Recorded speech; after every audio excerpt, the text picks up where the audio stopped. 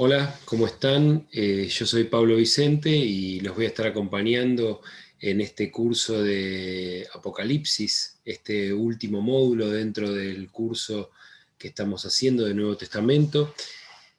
Este es un libro muy particular porque es el último libro de nuestras Biblias. Esto le suma una impronta muy especial, ¿no? Esta idea de final. Es el que da las últimas palabras antes de la siguiente etapa, ¿no? Que es la vida de la iglesia, la vida que, que tenemos como comunidad. Entonces, la palabra apocalipsis significa revelación. Esto también le da un misterio muy particular. Iremos viendo y desentramando distintas visiones, distintos acercamientos a este libro que siempre llama mucho la atención, ¿no? Bueno, pero vamos a comenzar con el prólogo de este libro, ¿eh? Que dice, revelación es el Apocalipsis 1.1, revelación de Jesucristo que le fue confiada por Dios para enseñar a sus servidores lo que tiene que suceder pronto. Él envió a su ángel para transmitírsela a su servidor Juan. Este atestigua que todo lo que vio es palabra de Dios y testimonio de Jesucristo. Feliz el que lea y felices los que escuchen las palabras de esta profecía y tengan en cuenta lo que está escrito en ella. La palabra inicial es revelación, ¿no? En griego apocalipsis. Y este es un libro que, como todos los libros del Nuevo Testamento, fueron escritos en griego. Y la palabra inicial le da el nombre normalmente a estos libros, a los libros de aquella época, y revelación en griego se dice apocalipsis. Entonces este es el nombre que quiere decir. A veces identificamos apocalipsis con una catástrofe o con alguna otra cosa por el estilo, pero sin embargo la palabra quiere decir revelación. Pero ¿qué es esta revelación? ¿Cuál es esta revelación? ¿Qué es lo que este libro nos quiere revelar, ¿no? ¿Qué va a ser mostrado? Revelar, la etimología de la palabra revelar quiere decir correr el velo, sacar el velo. Podemos imaginarnos un novio cuando antiguamente la novia tenía un velo y el novio levantaba el velo y se encontraba con su amada, ¿no? Ese descubrir aquello bello a lo que me quiero acercar, con el que me quiero encontrar. Aún hoy en algunas culturas se sigue usando también el velo. Y esto que vamos a descubrir, esto que será revelado, dice, feliz el que lea y felices los que escuchen. Uno leía, ¿se acuerdan? En la época que fueron escritos los textos del Nuevo Testamento, había una persona que leía a la comunidad y muchos que escuchaban. Por eso dice, feliz el que lea y felices los que escuchen las palabras de esta profecía y tengan en cuenta lo que está escrito en ella. O sea que además de mostrarnos algo que está oculto, sabemos que ese algo nos va a hacer felices, si es que tenemos en cuenta estas palabras, las escuchamos y las tenemos en cuenta. Ahora, podemos buscar pistas de dónde viene, qué es esto que va a ser revelado, ¿no? Entonces, vamos al final de la carta a los Romanos, esta carta tan importante para el apóstol Pablo. Y la carta a los Romanos, en el capítulo 16, termina diciendo, gloria a Dios que tiene el poder de afianzarnos, de confirmarnos, según la buena noticia que yo anuncio, proclamando a Jesucristo y revelando un misterio que fue guardado en secreto desde la eternidad y que ahora se ha manifestado. Este es el misterio que, por medio de los escritos proféticos y según el designio del Dios eterno, fue dado a conocer a todas las naciones. Entonces, esto que será revelado es un misterio que fue guardado en secreto desde la eternidad y que ahora se ha manifestado. Ahora, ¿cuál es el mensaje de Pablo? Ahora es la vida de Jesús, el mensaje de Jesús, el mensaje del reino. Eso es lo que está siendo revelado en este momento. Ese es el misterio oculto desde la eternidad y que ahora está siendo mostrado. ¿Por qué este misterio está así oculto, ¿no? ¿Que es un secreto que hay que hacer un conjuro para revelarlo? Es algo que como hombres vamos descubriendo en la medida que vamos profundizando en la vida. No es algo que va a ser descubierto para aquel que pasa sin prestar atención, ¿no? Por eso dice que estas palabras, el que tenga en cuenta estas palabras, va a ser el que va a encontrar la felicidad. Y esto es lo que le quería mostrar el autor de este texto a su comunidad, ¿no? Una comunidad que, como vamos a ver rápidamente, estaba sufriendo persecuciones. Entonces, este es el mensaje que no es evidente. Si bien está a la vista, no es evidente. Tenemos que profundizar para encontrarnos con este mensaje, que no es ni más ni menos que el mensaje del Evangelio. Sin embargo, ¿cuál es la idea que tenemos como Apocalipsis? Cuando decimos Apocalipsis, si buscamos Apocalipsis en Google, vamos a encontrar destrucción, ¿no? Sin embargo, vamos a ir viendo que es un texto que trata de transmitir esperanza a la comunidad. Eso iremos descubriendo en estos encuentros, que en este mes que vamos a estar compartiendo este curso. Entonces, el libro del Apocalipsis termina siendo una buena noticia, que como decíamos, no es otra que la buena noticia del Evangelio. Entonces, para poder descubrir este libro, para poder descubrir estos textos, vamos a acercarnos al contexto histórico, ¿no? ¿Qué era lo que estaba viviendo la comunidad en esa época? Vamos a ir siguiendo estas imágenes. Bueno, acá están los textos que leímos recién, Romanos 16, 25, 27. El anuncio de la buena noticia. Nos vamos a encontrar con este contexto histórico, que vamos a ver que son tiempos de conflictos, tiempos en donde la comunidad cristiana estaba sufriendo persecuciones. En el año, vemos acá una línea de tiempo que vamos a ir siguiendo, tenemos que en el año 35, hacía pocos años que se había muerto Jesús, los cristianos estaban desparramando recién, empezando a contagiar esta buena noticia, esta noticia de la vida de Jesús, cómo Jesús había resucitado, cómo había vencido a la muerte. Entonces, las comunidades cristianas formaban parte de la comunidad judía, eran como una secta más. El judaísmo tenía un montón de sectas dentro de su pueblo, y los cristianos no eran más que judíos que creían en Jesús, ¿no?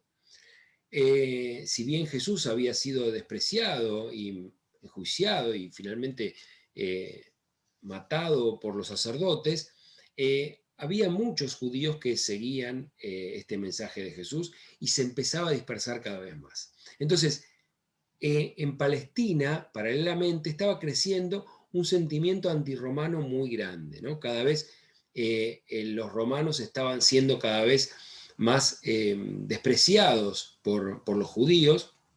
En este momento, Calígula era el emperador y había intentado promover el culto al emperador, ¿no? Como una religión en donde el emperador se proclamaba en vida un dios, él mismo, y había mandado a colocar estatuas de sí mismo en todos los templos del imperio. Bueno, imagínense en el templo judío cuando Calígula ordenó que se instaurara un culto, ¿no? al emperador y que se pusiera una imagen del emperador. se armó un gran revuelo en Jerusalén y Herodes Agripa, el nieto de Herodes el Grande, que había logrado ser proclamado rey en Jerusalén, logra evitar que se coloque en el templo de Jerusalén una imagen del emperador. De esta manera logra mantener la calma en Jerusalén. Y además es muy bien visto por los judíos, sobre todo los más radicalizados.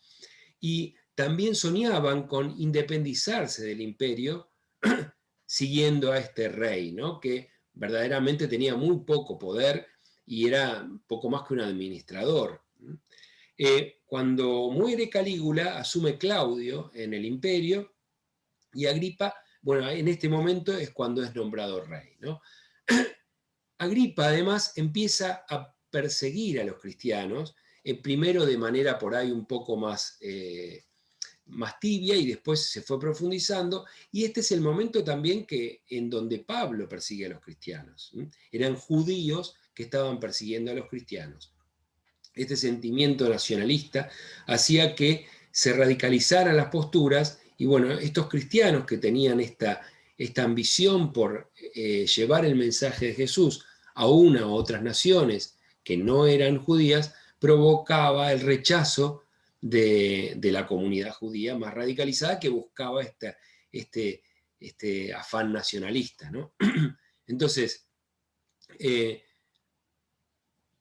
Palestina pasa a ser provincia romana cuando Herodes Agripa muere y se nombra un gobernador. Entonces ya pierde esa especie de autonomía que había logrado por unos años Israel. Entonces aumenta este descontento de la población, ¿no? del pueblo judío. Como decíamos, los grupos más tradicionales empiezan a radicalizarse. Luego de Claudio viene Nerón, que es un emperador aún más déspota que Calígula, y bueno, en este contexto ya los cristianos pasan a ser perseguidos en todo el imperio. La comunidad cristiana había crecido mucho, el mensaje del evangelio se había desparramado mucho por todo el imperio. Y bueno, de esta manera, bueno, ya sabemos, Pablo se había convertido y es el gran evangelizador en ese momento, el primero que lleva tan fuertemente a todos los rincones del imperio el mensaje de Jesús. Y Nerón empieza a perseguir fuertemente a los cristianos. Los cristianos empiezan a sufrir muchas persecuciones en donde se los encarcelaba y se los mataba, ¿no? Se los castigaba, le daban latigazos, en algunas ocasiones los liberaban y en otros los terminaban matando, incluso los llevaban a Roma para que compitan en el circo o ser comidos por fieras, ¿no? Entonces, estos grupos de cristianos empiezan a alejarse de la ciudad de Jerusalén porque empieza a armarse este afán nacionalista que decíamos, intenta armar una rebelión y los cristianos se alejan de ese lugar, ¿no? Entonces, los cristianos, estos primeros creyentes en Jesús, ya empiezan a ser muy despreciados por el pueblo judío y se van alejando incluso de toda la región. Van ya mucho más avanzando sobre las comunidades paganas, ¿no? Como llevando su mensaje a las comunidades paganas. Empiezan a ser cada vez más los paganos que creen en Jesús y no tanto los de origen judío. Y bueno, finalmente en el año 70 Roma conquista Jerusalén después de este periodo de rebelión en donde se habían logrado una nueva independencia y después tardan en un sitio muy, muy extenso, hacen los romanos para poder conquistar Jerusalén y después de muchas muertes destruyen el templo y gran parte de la ciudad. Mueren muchísimos judíos en este momento, sobre todo los celotes y los sacerdotes que estaban apoyando esta revuelta. Los fariseos antes de la revolución, antes de que los judíos tomen Jerusalén, se alejan de esta ciudad. Entonces, la comunidad farisea es la que mantiene una identidad muy fuerte y es la que busca mantener la identidad del judaísmo, ¿no? Anterior a esta época, el judaísmo tenía una pluralidad muy grande de expresiones y a partir de este momento empieza a focalizarse y unificarse principalmente en la idea que tenían los fariseos, en la forma de vivir la religión que tenían los fariseos. Los cristianos, que también habían no querido participar de esta rebelión, pasan a ser como el otro grupo importante dentro del judaísmo. Y esta competencia es la que vemos en los evangelios, en donde todo el tiempo está discutiendo Jesús con los fariseos, ¿no? Ideas de cómo vivir la religión, ¿no? Jesús cuestiona mucho esta práctica de los fariseos de aferrarse tanto a las normas que dejaban de lado a mucha gente, ¿no? Entonces, estas comunidades cristianas confrontan y de esta manera los fariseos que tenían el poder, estaban más cercanos al poder, son los que persiguen a los cristianos, ¿no? Bueno, comienza de esta manera una nueva etapa del pueblo judío en donde finalmente en lo que llamamos el Concilio de Yamnia, alrededor del año 85, los cristianos son expulsados del judaísmo. El que cree en Jesús ya no pertenece al judaísmo, ¿no? Y esta organización de los fariseos es el origen del judaísmo que termina siendo el judaísmo como sigue hoy, ¿no? Muy bien. Entonces, las comunidades cristianas ya se van organizando en este contexto de persecuciones. Domiciano vuelve a generar nuevas persecuciones y este contexto de estar separados de su pueblo original, del judaísmo, y perseguidos por los romanos, es el contexto en el que se escribe este libro del Apocalipsis, ¿no? Que nos va a acompañar y que nosotros vamos a ir trabajando en estos días. Muy bien. Bueno, vamos a ir viendo un poco en las clases próximas cómo el Apocalipsis es como un heredero del movimiento profético, con sus diferencias, con sus matices, claro, su lenguaje diferente. Así que bueno, por hoy lo dejamos acá. Los invito a que participen del foro, que nos mantengamos trabajando y en comunicación por este medio. Nos vemos en el próximo video.